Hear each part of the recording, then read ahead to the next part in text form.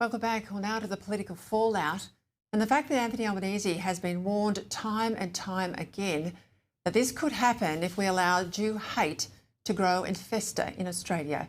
Joining me is someone who has led the nation, former Prime Minister Tony Abbott. Tony, thank you for your time. 24 hours on now, a very dark time for our country, but it wasn't as if we were not warned, was it? You're right, Peter. The horror of all of this is that this is the worst atrocity perpetrated against Jewish people anywhere in the world since October 7, and it happened here in Australia, a country that has always prided itself on how well everyone got on.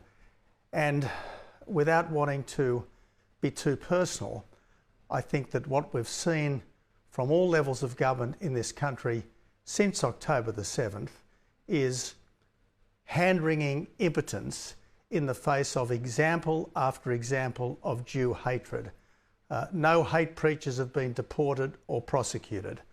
No hate marches have been banned. Excuses have been made time and time again for people screaming out F the Jews or screaming out death to the IDF. Now, if you effectively tolerate hateful thoughts, sooner or later you'll have hate-filled actions, and that's what we've got. What we have got here 24 hours ago is, if you like, the consequence of 2 years of sustained hate speech against Jewish Australians. In the press conferences today, when asked really pointed questions, Home Affairs Minister Tony Burke and the Prime Minister, but Burke in particular, they dodged and weaved. They gave non-answers. They duck-shoved questions. They said, I'm not cleared to say this, and I am not cleared to say that. Things had to be drawn right out from them, particularly the fact that the elder shooter, the now deceased shooter, doesn't appear to have been an Australian citizen. Was going backwards and forwards to his home country of Pakistan.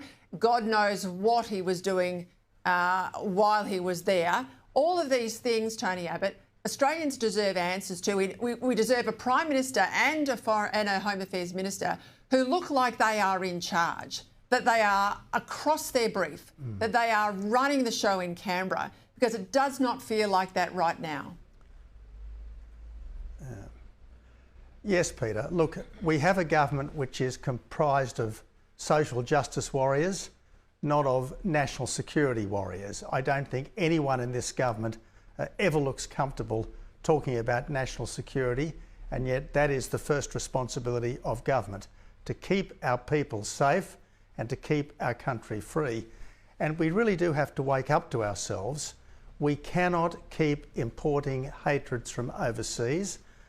We have to look into the backgrounds of people who get long-term visas to live in this country, and if their values and attitudes are inconsistent with living in a free, liberal, pluralist democracy like Australia, well, we shouldn't have them. I think we're all sick of politicians laying flowers down after the event, Tony. We want them to stop this happening. Exactly right, Peter. It's one thing saying that we need to wrap our arms around Jewish Australians. Hang on. What Jewish Australians want is protection, not sympathy after the event, and that's what plainly they haven't got. I just repeat, Peter, a serious government in this country would have deported hate preachers.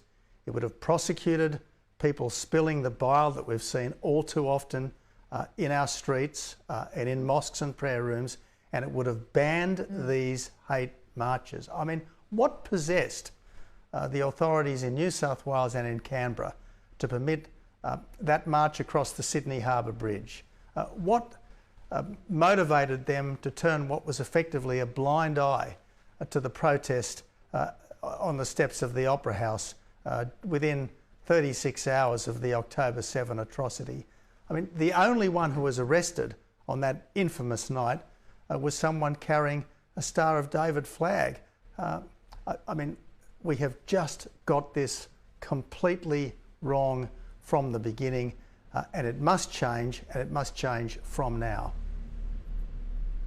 I'd like you to stay with me, Tony Abbott. I think this is an incredibly important night to speak to you about, particularly where we go to now with terror and the scourge of Islamism now in Australia.